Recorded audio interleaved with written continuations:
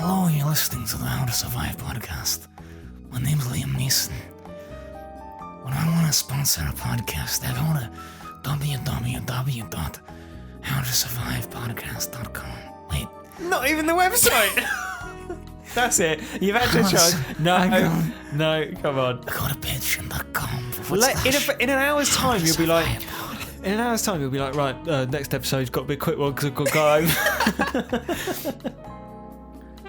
Hello, my name's Liam Neeson. No. Patreon.com/HowToSurvivePod is where you need to go if you want to listen to a podcast about movie survival chat. Alright, fuck it, come on. I haven't got all day.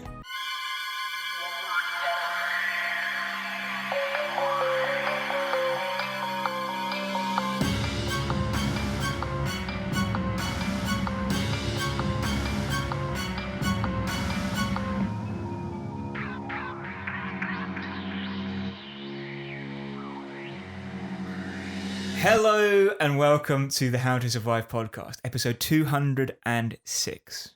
My name is Joe, and joining me once more on this plane journey out of Alaska and to definite safety and civilization is Chris Morris. Once more onto the pod, watching the last good film I'll ever know. It is a good film. It's a good film. Yeah. The Grey is this week's movie from 2011. Yep. Starring Liam Neeson, Mm-hmm. some wolves, CGI, and possibly large dogs, I'm not sure. Yep. And some other supporting cast. Snow. Yep. Lots of that. Yeah. Spoilers abound on the How to Survive podcast. As you may already know, we don't spare any details in our dissection of the movie when we're ripping it apart, and only because it strayed near our den. Not even to eat it. It's their fucking den. That is just a taste of things to come. And if you're salivating and frothing at the jaws, they have like mandibles? yeah, I guess. Why not? If your canines are dripping with this just saliva, getting your teeth stuck into this podcast, then stay tuned, because we're going to talk about the movie and how to survive in it. And all that comes up after this.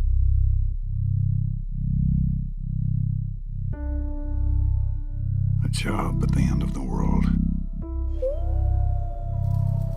I work security, protecting men from the dangers they cannot see. There's not a second goes by when I'm not thinking of you in some way. Going home, guys. Let's keep it moving.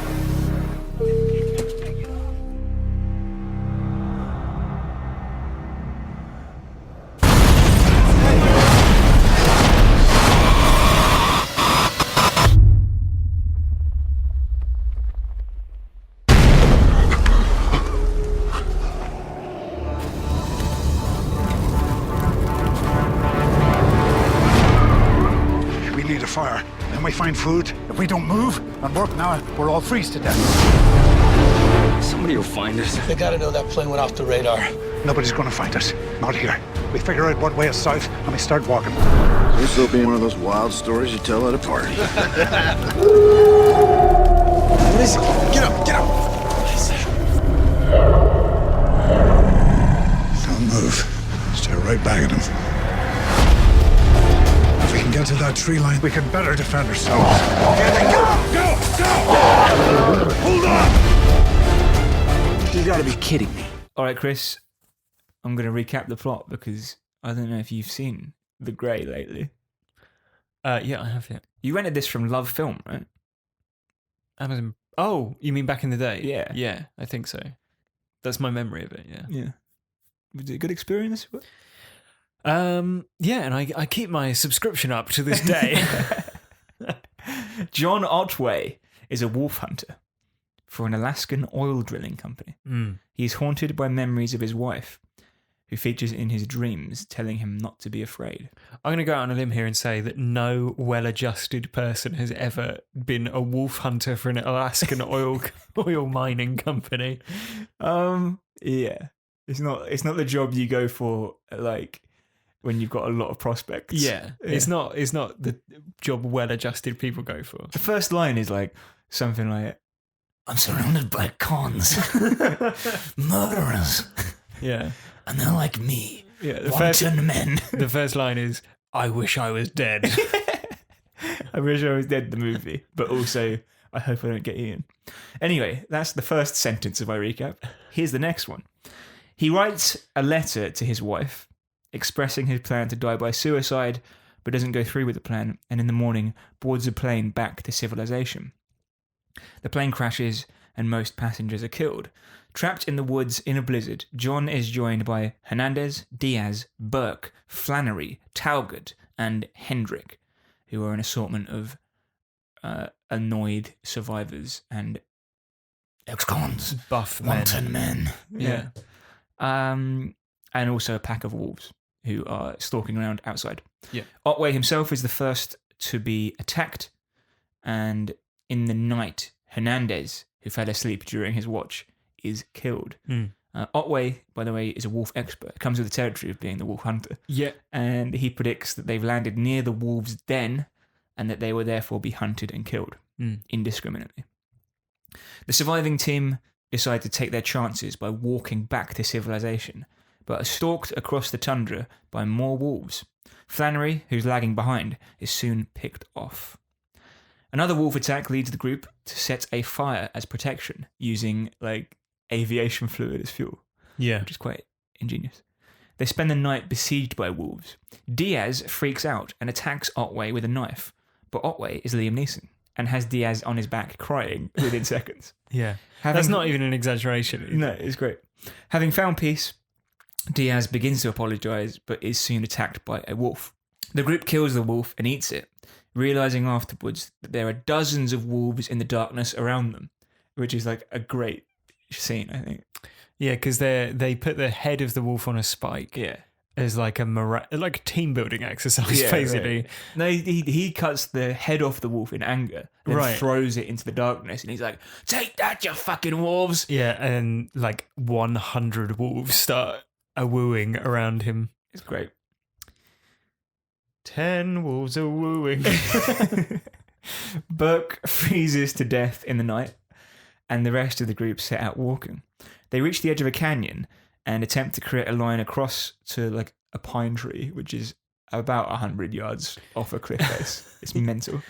Yeah. And all make it across except Talgott, who is gathered to God in a terrible fall Yes. and survives and is eaten by a wolf. Yeah. He hallucinates that his daughter is draping her long hair over his face, which is something that he alluded to earlier in the film as like a touching family sentiment that he shared with the others. When actually what is happening is it's the hair from the wolf that is devouring him as he dies. That's fine, mate. Because I'm happy. Diaz and the gang all climb down, but Diaz falls and injures his knee, which is not what you want to happen when you've got to hike for like 10,000 miles. Yeah. Diaz, Otway, and Hendrick arrive at a river. Diaz decides not to go on and sits down to await some wolves who have been trailing them. More wolves give chase, and Otway and Hendrick jump in the river, fall in the river. Hendrick's foot becomes trapped on a rock and he drowns, which is like awful. Yeah. Otway makes his way to a clearing and falls to his knees. After spending some time thinking and remembering his lost friends, Remonstrating with God. he soon realizes that he has stumbled into the wolves' den. It's their fucking den. He ties makeshift weapons to his fists and prepares to fight. And that's the film. There is a brief post-credits scene, of course. Which is suggests that he has fought the wolf and won, right? Yeah, but died in the process, maybe, or he's dying. Basically, he's lying with On the his wolf. head resting on the dying wolf. Yeah. Well, there you go. Neither of them are in good shape. spirits No. at the end. But So- were you, Joe? Were you in good spirits following this film? The movie is Grim Henman, isn't it? Yeah. Produced by Grim Burton, Yeah. starring Grimothy Chalamet. Chalamet, yeah. It's bleak as fuck, but it is like not what I expected at all. Like I was expecting Liam Neeson Wolf Puncher, Yeah. and it is Liam Neeson, man on the edge, survives plane crash in the wilderness and is like the moral support for a bunch of like Goodwill Hunting types. Basically. Well, they're all burly men Mm. who are all like puffing their chests out. Yeah. And meanwhile, Liam Neeson is there going, "It's okay to be scared." Yeah. It's not your fault. Come on, it's not your fault. And it's quite harrowing. Yeah, you enjoyed it though? Yeah, I think it's very good. I've only seen it the once before. So I think I don't know at what point this film got the reputation of Liam Neeson Wolf Puncher. I know that's what Mark Kermode sort of suggested the film was. Really? Yeah, but he said, as in, a lot of people think this is going to be Liam Neeson Wolf Puncher, but it's not. I think actually that's largely due to some quite dreadful mismarketing. Yeah, I mean, if you think about it, right? I did, because this is one of the things we decided to talk about.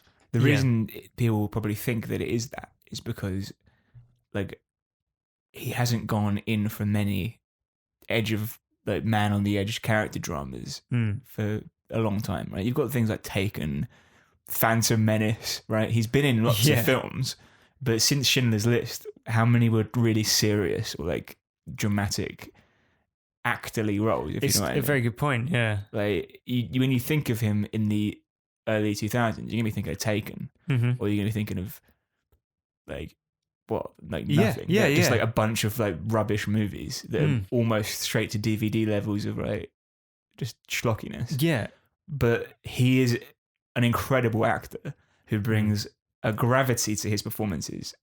But the problem is that those performances often happen in dross. yeah. So I don't know. Well, I mean, so I think a lot of this as well comes to the film's trailer, which is, I think, trying to leverage that whole Taken vibe. So Taken was what he was known for around this time, right? Yeah, exactly. So I think the for whatever reason, the marketing campaign is trying to use that to sell the film to an audience. And I looked up some articles about the trailer from the time. And I found this one from Slash Film. And basically, I'll just read you what the article says. The first trailer for The Grey has just hit, and I think all you need to know is in the still above, which is, well, it says, it shows Neeson with broken mini booze bottles taped to his knuckles for use in punching a wolf. Did you see that movement out of the corner of your eye? That was Jackie Chan swelling with pride. That image is all I need to see. I'm watching this one. Beyond that, this looks much more fun than I expected. Could the director who made Narc have come back to the surface? I really hope so. The trailer makes The Grey look like the sort of silly/serious adventure blend we haven't seen in a while. In short, it looks entertaining as hell. That's a misjudgment. That's like the last frame of the film. Yeah, but that's what features prominently in the trailer. And I think it actually shows him fighting the wolf as well. Yeah, well, the scene's cut from the film, which I think Carnahan, the director, eventually acknowledged led to some audience members feeling a bit disappointed or a bit, shortchanged from it. But in some ways, I think it feels appropriate to the themes of the film, right? Because if you go in expecting Taken and you're confronted with this sober, emotional film, like the whole film is about like burly, strong men facing up to their emotions and like coming to terms with death. Right, exactly. I mean, let's just get down to it, right? The movie is basically an essay on toxic masculinity. Yes, it is. Right? It's quite common for movies that depict toxic masculine behavior. And by that, we mean things that like what someone might think is a masculine trait, like withholding your emotions or chesting up to somebody who looked at you as skewth or spilled your pint or looked at your woman, right? That kind of Begbie. thing. Right, Frank Begbie is toxic masculinity embodied. From Trainspotting. There are movies that celebrate that kind of thing. like the Fast and the Furious. I think probably the early ones have a lot of that sort of thing going on. Yeah, I guess in later films they're more about like family and all that sort of thing, right? Exactly, but yeah. But the earlier ones are more like, I'm gonna get the girl, right? Yeah. I'm going to drive my car really fast this time. Exactly, and that is and like I'm furious about it. right. They either celebrate or they make fun of it, right? Yeah. Where someone will chest up to somebody and then just get like taken down because they're Indiana Jones in Raiders of the Lost Ark. Right? Exactly. Even though Indiana Jones is probably he's guilty of some of that's it, true. right? Yeah. But Otway, as a character, seems to like pack the entire message of Good Will Hunting into a 3-second fight by a campfire. Right. So you think like Good Will Hunting, to refresh your memory, is Matt Damon's character, Will, is like, oh no, I have to be strong. I can't let my emotions get the better of me. I can't let anyone in. I can't be vulnerable. And then Robin Williams has the scene towards the end where he's like, it's not your fault. It's not your fault. And they have it's a very emotional scene, very famous. And that is like what he forces Diaz to do by just like beating the shit out of him. Yeah, absolutely. Like the whole film is full of like manly men being shown as helpless and afraid and crying. And even right at the start, in what is like a really, it's the scene that I always remember, I think, from this film, where Louis dies, the guy on the plane, right, or in the wreckage, and he's so bad. He's bleeding to death, and he's surrounded by Liam Neeson and all the other big, gruff men, big manly men, oil rig men, and Liam Neeson knows that there's no way that they can save him, and so he just says, "Listen, you're going to die. That's what's happening to you. You're dying, and you're going to feel it go over you, and it will feel warm. Just try and think of something nice, basically." And like the men around him are in tears, and they just have to hold this man's hand as he dies. Yeah. And it's like 10 minutes into the film. Yeah. In which you've already seen him, like Neeson, like almost blow his head off with a rifle. Yeah. And like imagine if you did go into this thinking it was is that what you thought it was? Yeah, I knew it wasn't because you'd said it wasn't. Right. But I had no idea what to expect. So at this point in the film, were you just like, what the fuck? It takes you by surprise. Yeah. That's good. That means to its credit because I'm always grateful that I had the wrong idea about it. Yeah, grateful. Yeah. Yeah. it's like one of the most upsetting scenes in Saving Private Ryan or something like that, where it's just like, right, exactly. Like, it's just futile. Like, this guy's gonna die and there's nothing you can do about it. Yeah, it's James Badge Dale appearing in his second How to Survive Wolf movie as well. Yeah. Hold the Dog? Yeah, exactly, yeah. And also I think, you know, like you say, the fireside scuffle they have, there's like that is like a guy who is fronting up and gets cut down to size instantaneously. Yeah. Like the situation that the group is in throughout the film is so bleak that it ends up just cutting through all of their bravado, right, and just leaves them with fear and sadness. But it's like the conversation is roughly like, why don't you just admit you're like Neeson says to Diaz, why don't you just admit you're scared? And he's like, I'm not scared. He says, well, I'm scared. Everyone here is scared. We're surrounded by water. Of course you're scared. Yeah. Why can't you just admit that?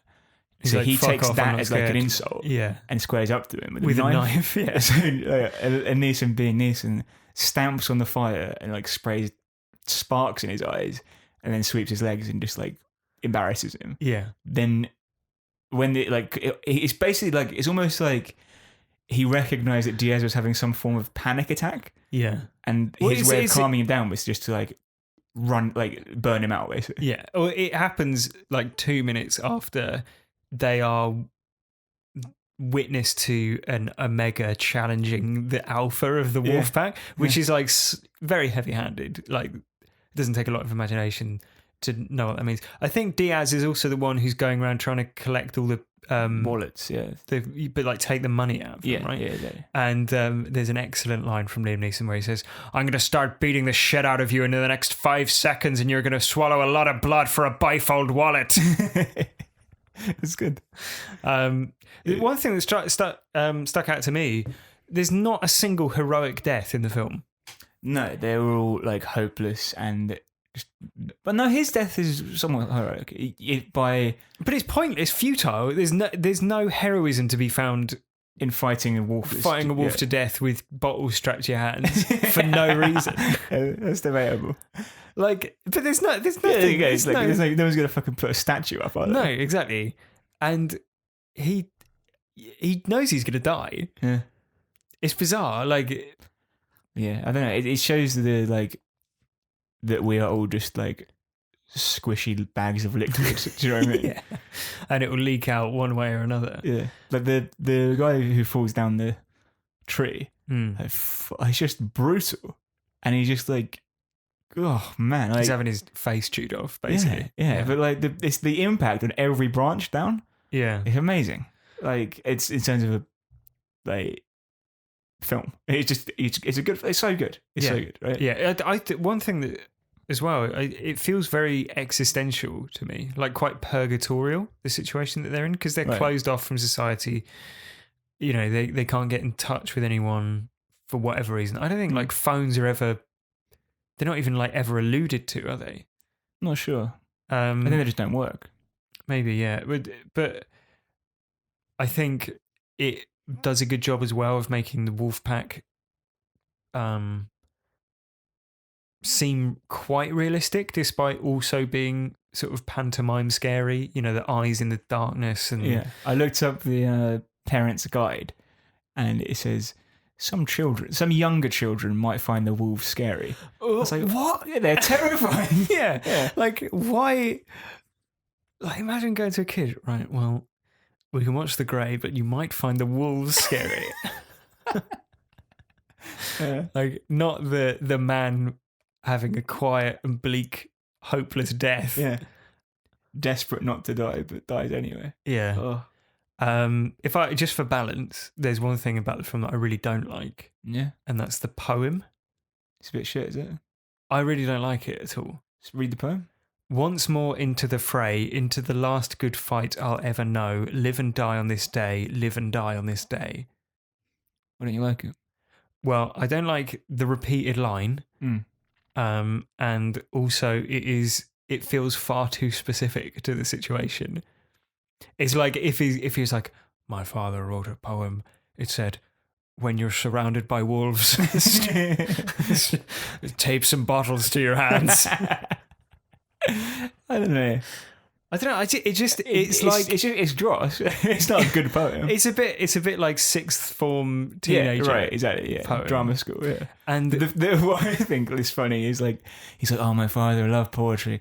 The only defining characteristic, because he was an alcoholic who used to beat me up, was that he liked poems. He used to read poems, and he had one above his desk, and it was one he wrote. It's like, with the fucking arrogance of it. He's like reading Byron, and he's like, no, that won't do for the war. Yeah. Well, you want something done right, you got to do it yourself. Yeah, what I'll do is frame this like 4-line, just 3-line, like typewritten piece of poetry. It really is like, something a 16-year-old would write and be like, wow. Because, you know, the good fight, I mean, that could be anything. Oh my god. So that's one thing I really don't like about the film. Yeah. Do you think it would be better if it was like it comes up as like a repeated theme, right? Yeah. They read the poem 3 or 4 times throughout the film. Well, he like says it. It's the last lines of the film. Yeah. He's I don't like that. That seems a bit forced. But if it was just like, oh, this reminds me of a poem, like, and it's just around the campfire, and he mentions it, that seems better than like, this has been my motto since birth. Yeah. And it's so fitting that I get to say it as I'm about to die. Yeah. You know what I mean? And it's like the poem is explicitly about a fight and dying. Yeah. And what I'm about to do is fight and then die. Live and die on this. But it's also like that he shares it around he shares it around the campfire, like says it with all the reverence that Liam Neeson can conjure. And everyone else is just like, wow. Your dad wrote that? That is amazing. And it's not. It's really rubbish. Imagine like you were in that situation. You'd just be like, fucking I'm gonna shut this guy up. If you wrote that poem and you sent it to me, I'd be like, yeah, it's good, mate. I'm 15 and this is deep. Yeah, it is. It is exactly that. So what genre is this movie? That's the question. Or is it just like a balls out survival film, right? Sort of, but it's got like strong elements of other genres. So it's a disaster film in like some of its individual scenes, I should say,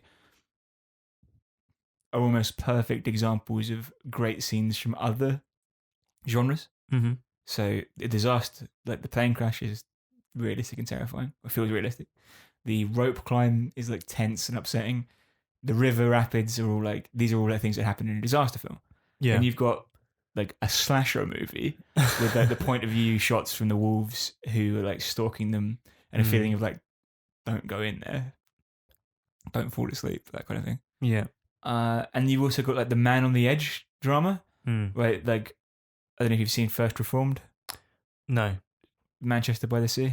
Yes, I've seen Manchester by the Sea. Yeah, it reminded me a little bit of that kind of thing, because he's just like a desperate, hopeless man who hates himself at the end of it, right? Like inward facing hate, I guess. Like man on the edge drama is a increasingly common type of movie, I think.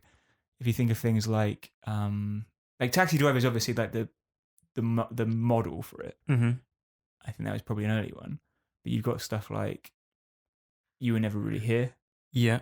Which is a good example of that. First Reformed is fucking amazing. Watch that as soon as you can. Manchester by the Sea.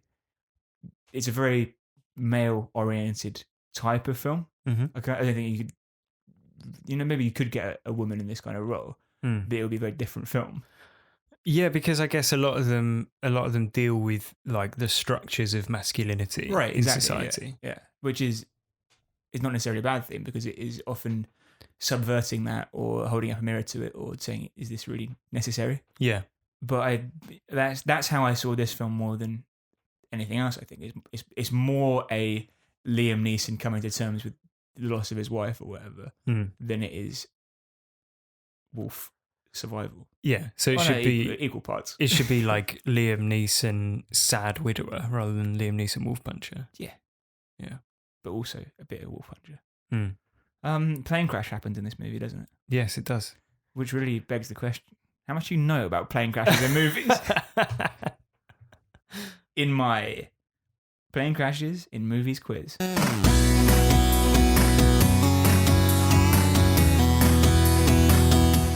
So 5 questions, not many. I'm going to describe a scenario from a film. Yeah. And you tell me the film. Right. It doesn't necessarily involve the plane crash, but the plane crash does happen in each of these films. Yeah. Right. Question 1. Yeah. His new friend is no good for him, but he keeps seeing him anyway. His new friend is no good for him. But he keeps seeing him anyway. Oh, is it Fight Club? Yes. Yeah. I mean, that's a fictitious plane crash, isn't it? Does a plane crash happen in the film? Yeah, all right. Question 2. You got Garden State in there as well, have you? Question 2. An FBI agent runs out of patience for a particular type of animal. Snakes on a plane, isn't it? Doesn't crash. True enough. Does a plane crash in it? Question 3. This hero doesn't see himself as a hero. This hero doesn't see himself as a hero. I think probably too oblique, but have a go. Is it blind? Is he blind in it? No. What's that? Oh no, because of the phrasing. No, the phrasing won't help you. Okay. Doesn't see himself as a hero. It kind of will. You won't get it. Is it something I've seen? No, I don't know. Maybe, probably not. Right. Sorry. Oh, I have seen. Yeah, I've seen it. It's good. He famously says like, "I don't really see myself as a hero." Yeah, that's true. I thought it was a more cryptic. No, like I thought it was like a cryptic crossword clue, but it's just like a character says a man doesn't want to be considered a hero. Yeah. Question 4. They're doing Bird, and now they're taking off too. Con Air. Yeah. Very good. Last one. Just gonna say this fucking plane's gonna explode. Is it just Final Destination? Yeah, Yeah. it is. Yeah. Cool. Good. Well, I didn't get Sully, but hopefully I didn't sully the good name of your quiz. Yeah, exactly. If only there was some sort of expert who could weigh in on the realism and accuracy of the plane crash scene in The Grey, Joe. That's the sort of content that I would like. Well, luckily, we have a friend of the show, Yeah. Jordan, the pilot. Yeah. Is it a patron, is he? No. Why are we giving him the time of day then? He's all right. Yeah. He's a good lad. He can be a patron if he wants to. Patreon.com/HowToSurvivePod. The good thing about Patreon, Joe, is that anyone can become a patron. Yeah. Anyway, Jordan is a pilot. Yeah. I haven't changed his name, but I Well think paid that's- job, isn't it, pilot? Yeah. A lot of money every month. So he can be a patron. Yeah. Right. Okay. Yeah. Fine. Every month. So you're saying basically what Jordan should do, because he's a pilot, is just Yeah. direct his paycheck to the Patreon page. I think so. Call up the HR department at his airline and be like, "Can I give you a PayPal address instead?" Yeah. An email address. Yeah. I think that's the way things are going nowadays. Anyway, I asked Jordan for his thoughts on the crash scene Mm-hmm. in The Grey. And this is what he said. The worst part of the scenario is the fire/sparks/smoke on the flight deck. Yeah. It's not just suboptimal, but probably any pilot's worst fear. Hmm. The whole crew on board should help fight that fire while the pilots try and land as soon as possible. So we don't actually see that happening. This is maybe early How to Survive territory. Yeah. We don't actually see them trying to land necessarily. But, Yeah. But maybe that's because there's just like forests Tundra. below them. Yeah. Then the next big problem is probably the flapping panel on the wing. You can't tell in the movie if it is a panel that is part of the wing flapping loose or if it's the whole wing. If it's a panel component of the wing, it could interfere with the controllability of the plane and break off and hit the rudder or elevator, causing more damage and control issues. If it's the whole wing bouncing up and down, I generally wouldn't be worried at all. The wings are designed to flex in turbulence and gusty winds. That's eye-opening. Because if I looked out the window of the plane and the wing was flexing. flapping up and down, I'd be Yeah. going, oh my. Say your prayers. Yeah. Yeah. But Jordan the pilot would be saying, that's music to my ears. Nothing satisfies me like a flapping wing, is what he's saying. Now to the temperature.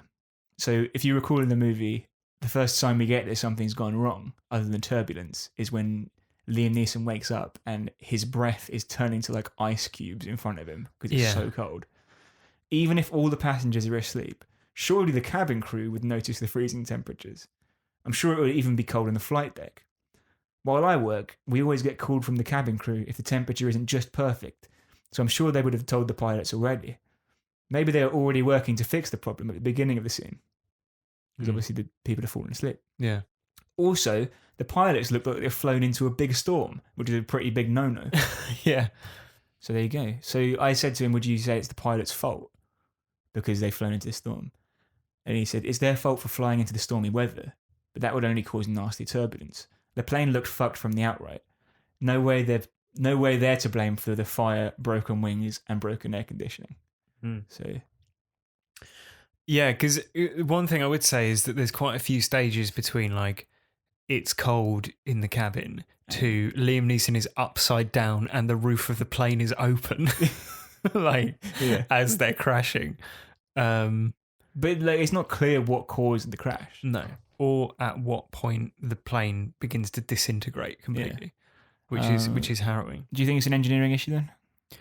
I mean, we've got a pilot there saying that it's not the pilot's fault, So it must be engineering. Yeah, it must be. So if you're an engineer and you're listening, if you're an aviation engineer and you'd like to defend your industry, then please email in howtosurviveshow@gmail.com. Yeah. One thing we can't rule out is whether it may be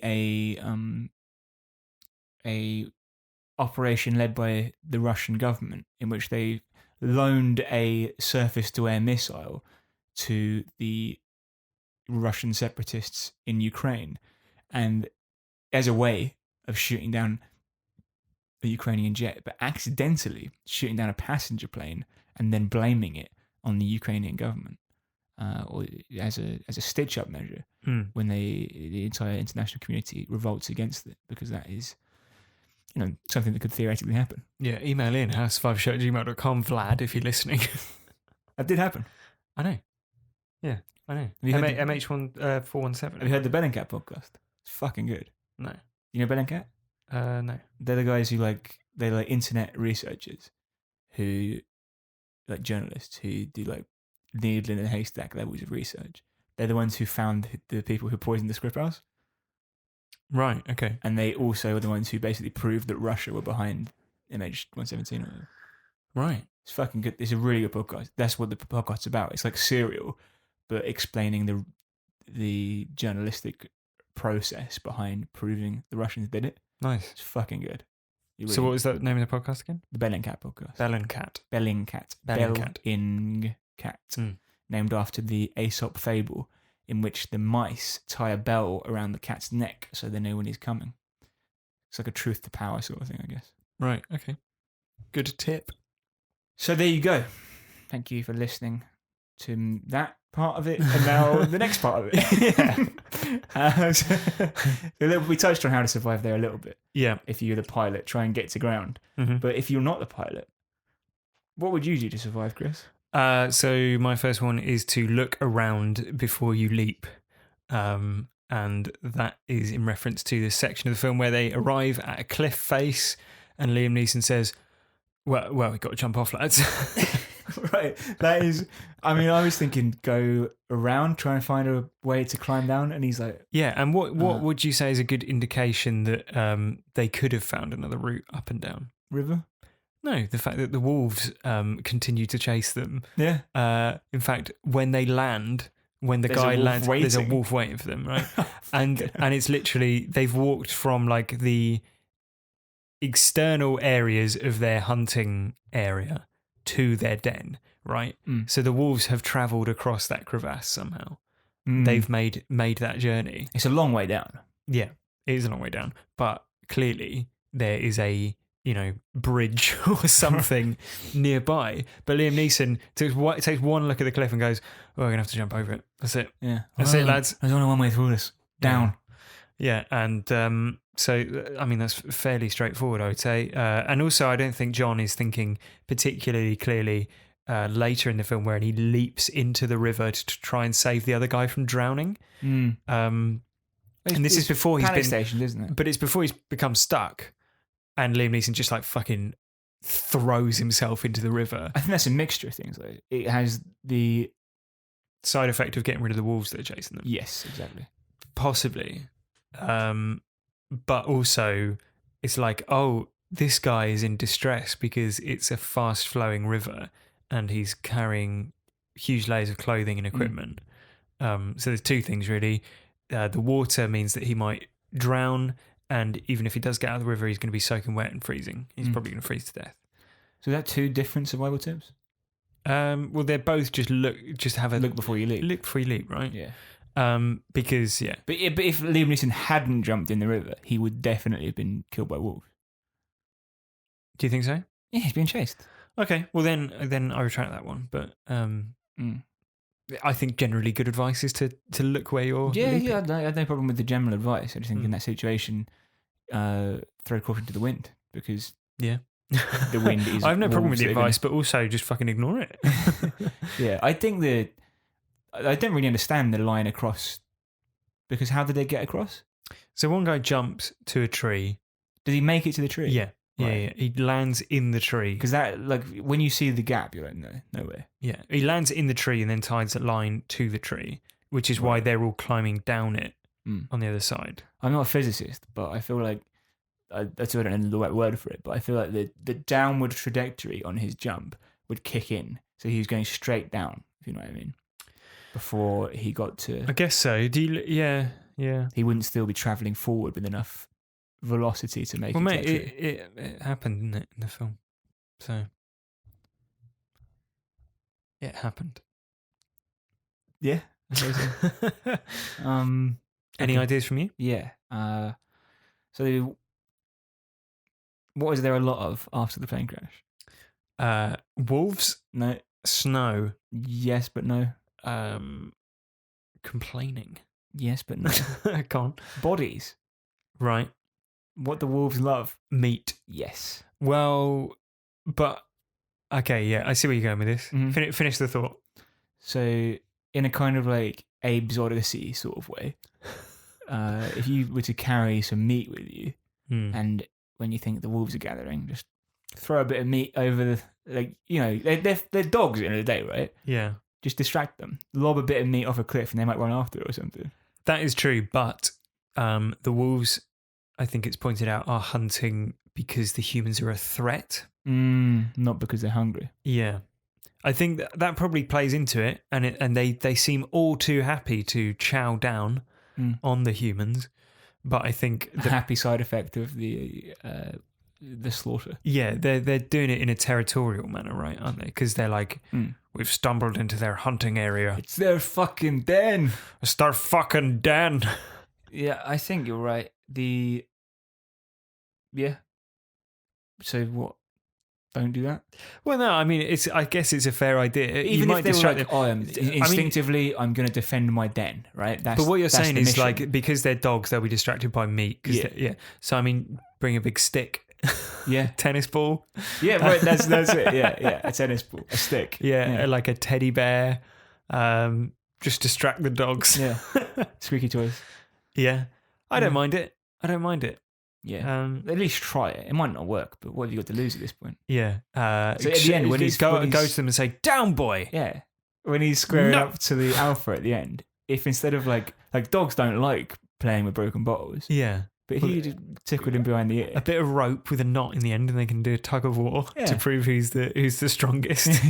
he'd enjoy it, wouldn't Yeah, absolutely. he? Yeah. So that's my first idea. My second idea is that the film ends with a fight. Basically, Liam Neeson's like, "Oh, we can't fight the wolves because we'll fucking die."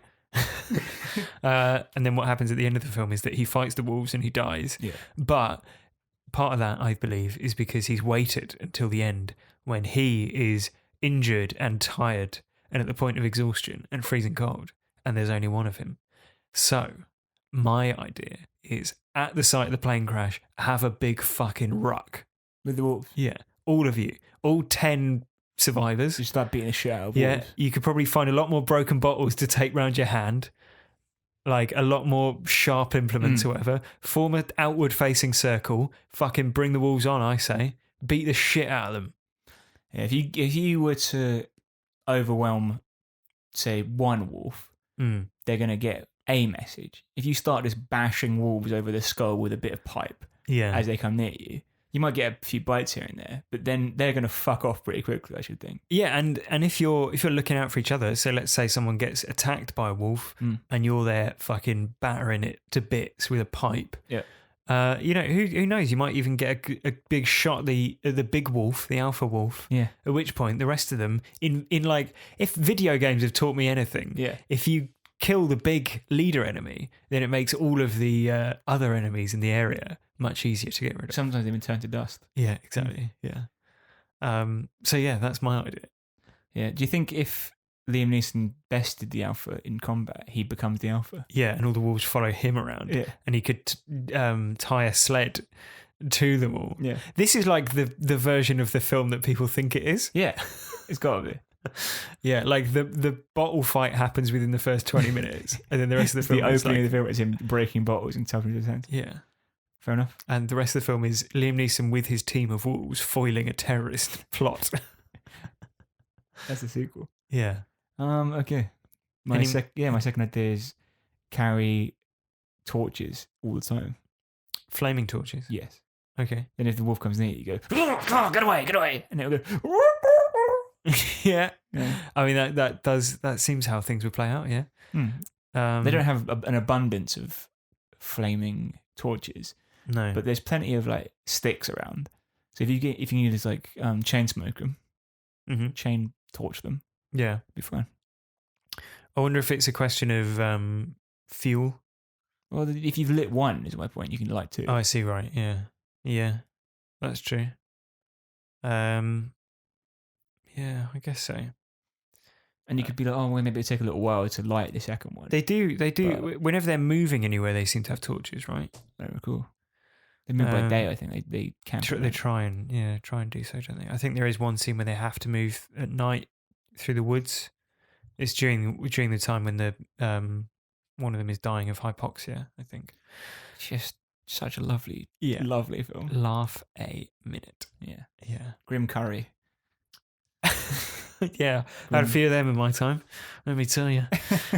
Got a this was of course a listener suggestion. Oh yeah. From Benny. And I reached out to Benny and asked for his notes basically on the film. And he says, "Hello lads, thanks again for covering The Grey. I think it's worthy of a watch. We agree. There are some silly bits and the wolves don't really act how they would in real life." I think we've touched upon that with if you could tie them all together, you could sled your way out of the wilderness. Exactly. Liam Neeson is on great form, though, and I like the running theme of finding reasons to keep living in the face of increasingly bleak situations and suffering. Feel-good hit of 2011. Yeah. Yeah. The wolves consistently pick off the stragglers, so I had a couple of ideas for survival in a similar vein of sticking together. Firstly, don't go for a wee on your own. I don't think anyone would mind hearing or seeing you go, given the circumstances. So that's true. That's the guy who gets killed in the first 20 minutes. Yeah, because he wanders off for a piss. He goes off for a piss and gets eviscerated, basically. Yeah, that is fair. I think it might be before they've really realised how acute the wolf issue is. It's a sharp crisis. Yeah, but a good point nonetheless. And similarly, don't have the weakest member of the party at the back, Flannery. Put them at the front and tether everyone together to keep close and prevent anyone straying too far ahead or behind. Only goes fast as the slowest man. Yeah. Now, I can foresee a little bit of an issue with the whole tethering thing, which is that should anyone be unlucky enough to be killed by a wolf, suddenly everyone is dragging a corpse around through the wilderness. That would be a problem. I suppose that you would just untie them. Cut the anchor. Yeah, but those seem like fair and reasonable suggestions to me. Yeah, and he says at the end, "Keep up the good work. Easiest £5 a month I spend." Now, I noticed he didn't say best £5 a month. He said easiest. Yeah. And that's because it's a direct debit. Yeah. Good. Well, thank you very much for that, Benny. Yeah, so that's it from Benny, who suggested Benny. the film. And keep your suggestions coming in, obviously, howtosurviveshow@gmail.com. Yeah, email them. That's the only way I want to hear from you. howtosurviveshow@gmail.com.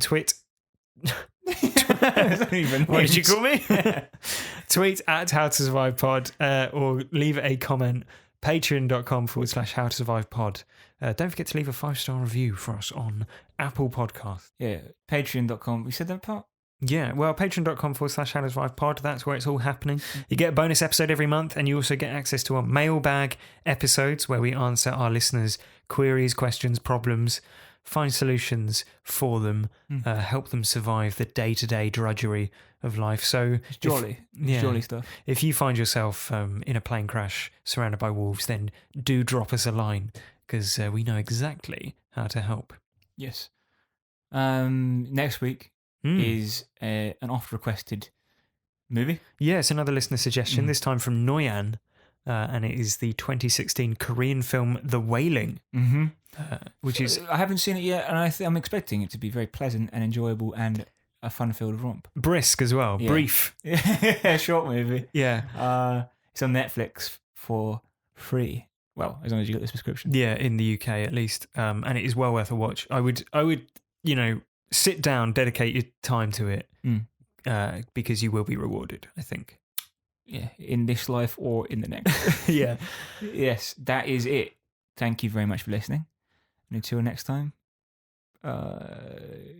Once more into the fray, into the last good fight I'll ever know. Live and die on this day. Live and die on this day. absolutely toe curling, isn't it? It's rubbish. Yeah. Wait, let it run. I'm going to do my Liam Neeson ad properly now. Hello, my name is Liam Neeson. I like to listen to podcasts. Wait, Irish. Farter. Honestly. That was it. You had your shot. No, That's one it. more, one more, No, one more, one more, fight, one more, fight. one more.